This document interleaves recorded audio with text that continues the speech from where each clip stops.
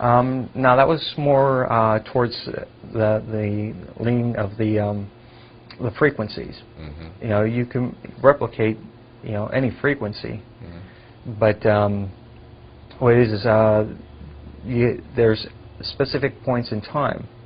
You know, here's a point in time, and now we're talking, and here's another point in time, Mm-hmm. right? And it's all governed by specific, you know, everything around us, including us, are actually energy. Everything's energy.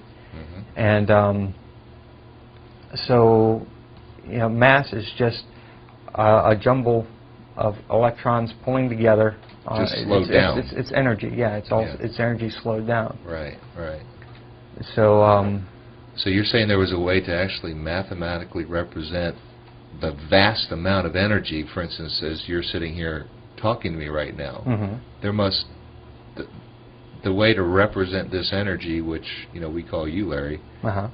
it In boggles theory, my mind. In theory, in using, if I was to copy and record your body, your frequency, that because we all have our own energies, our own personal frequency.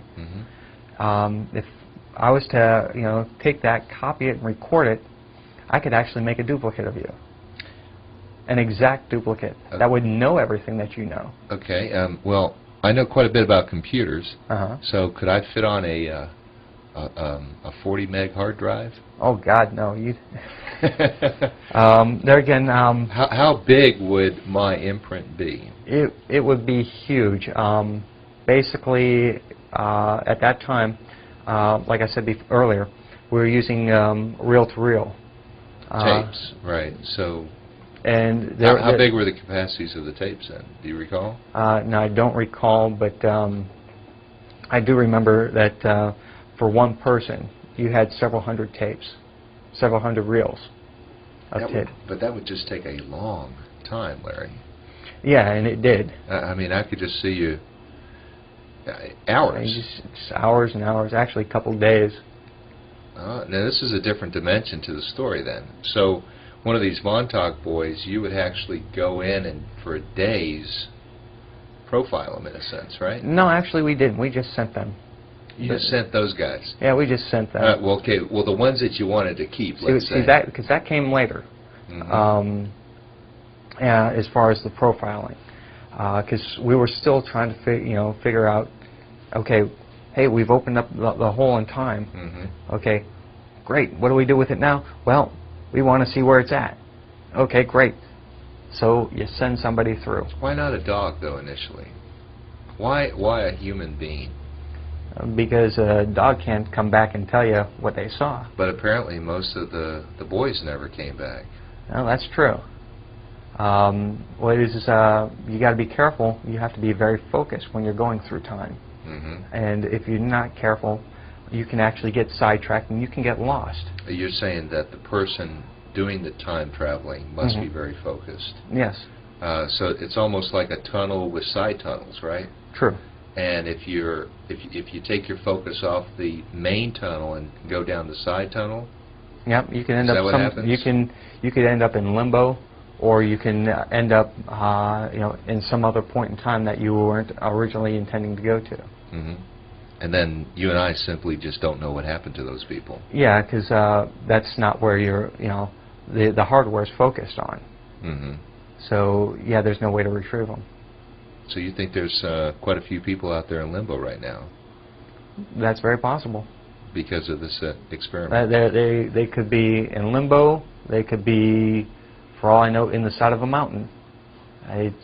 Well, that certainly leads to another question. What if you got your math wrong, and instead of putting them on the street, you put them inside a building? Inside a building. Or inside a ship, as we had experienced with the Philadelphia experiment. Yeah, that was one of the problems. See, there again, that's where we found out about the human frequency and how important it was to record that.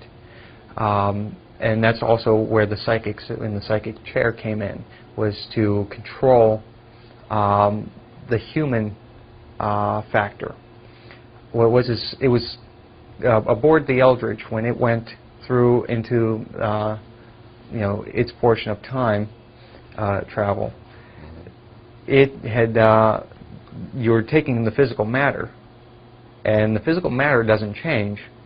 But what happened was they didn't calculate for the human factor, and so the human factor, the human body, the human frequency is completely different, and is constantly changing.